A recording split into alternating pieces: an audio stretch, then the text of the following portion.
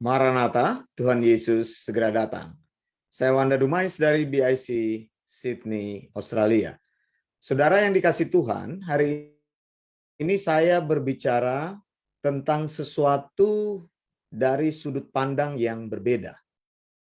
Nah, bagaimana pengajaran itu bisa disampaikan? Kita lihat dulu dalam Nehemia 13 ayat 2. Karena mereka tidak menyongsong orang Israel dengan roti dan air, malah mengupah Bileam melawan orang Israel supaya dikutukinya, tetapi Allah kami mengubah kutuk itu menjadi berkat. Saudara yang dikasih Tuhan, nama Bileam menjadi nama yang sangat terkenal di dalam Perjanjian Lama. Karena nama Bileam ini dikutip berkali-kali di dalam Alkitab. Nah, kalau Anda ingin mengetahui tentang siapa itu Bileam, Anda bisa membacanya dalam Bilangan pasal 22 sampai pasal yang ke-24. Tetapi kisah tentang Bileam telah dikutip oleh Kitab Ulangan, telah dikutip oleh Nabi Mika, telah dikutip oleh Yosua, telah dikutip oleh Nehemia. Karena kisah ini begitu unik. Saya ceritakan kisah ini kepada saudara. Jadi situasinya adalah orang Israel telah mengembara 40 tahun di padang gurun. Mereka dijanjikan untuk masuk ke tanah Kanaan setelah mereka keluar dari Mesir. Nah, saudara yang dikasih Tuhan, orang Israel pertama-tama sebelum memasuki tanah perjanjian yaitu Kanaan, orang Israel mengalahkan musuh mereka yaitu orang Amori. Lalu kemudian sesudah orang Amori ditaklukkan, orang Israel maju lagi di ujung sebelah timur. Jadi di tepi sungai Yordan itu ada bangsa yang bernama bangsa Moab. Bangsa Moab pada waktu itu rajanya bernama Balak. Nah, Balak ini bersama dengan rakyatnya mereka takut kepada bangsa Israel. Karena bangsa Israel ini sudah mempunyai reputasi sesudah mereka mengalahkan Amori. Lalu apa yang dilakukan oleh Balak? Balak menyewa seorang nabi palsu yang bernama Bileam.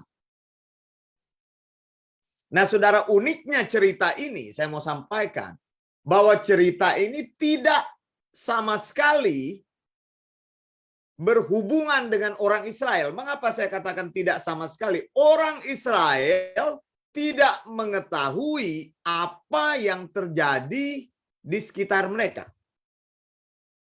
Jadi Balak, raja dari Moab ini, dia memanggil nabi palsu yang bernama Bileam.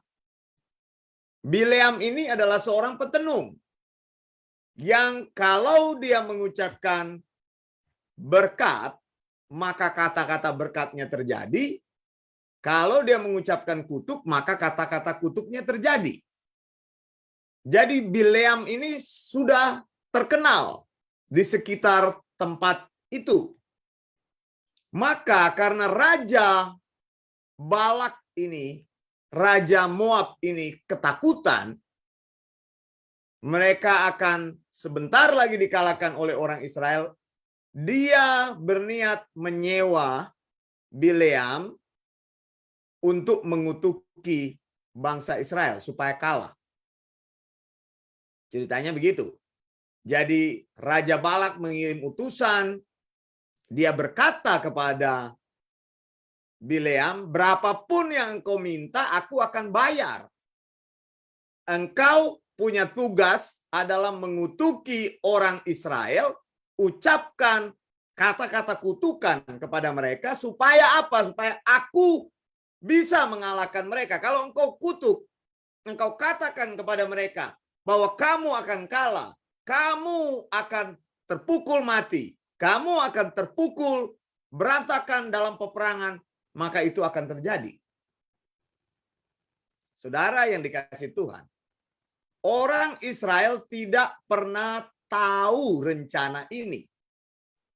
Makanya tadi saya bilang tidak ada hubungan dengan orang Israel, tapi kisah ini begitu unik dimasukkan di dalam Alkitab, lalu menjadi referensi oleh tokoh-tokoh Alkitab untuk mengingatkan orang Israel. Bayangkan Nehemia yang kisahnya jauh sekali, masa hidupnya berbeda jauh dengan Musa. Nehemia mengutip kisah ini. Dikatakan dalam Nehemia 13 ayat 2, karena mereka tidak menyongsong orang Israel dengan roti dan air, malah mengupah Bileam melawan orang Israel supaya dikutukinya. Tetapi Allah kami mengubah kutuk itu menjadi berkat. Saudara yang dikasihi Tuhan, Allahmu itu bekerja sementara engkau tidak sadar, tidak menyadari, bahkan tidak mengingat-ingat tentang cara kerja Allah. Allah bekerja. Orang Israel tidak tahu bahwa sebentar lagi mereka akan dikutuki, bahwa sebentar lagi mereka akan mengalami sebuah rencana yang jahat. Tapi Allah kita luar biasa. Allah melindungi orang Israel yang tidak pernah tahu menahu rencana ini. Kenapa saya mengambil kisah ini?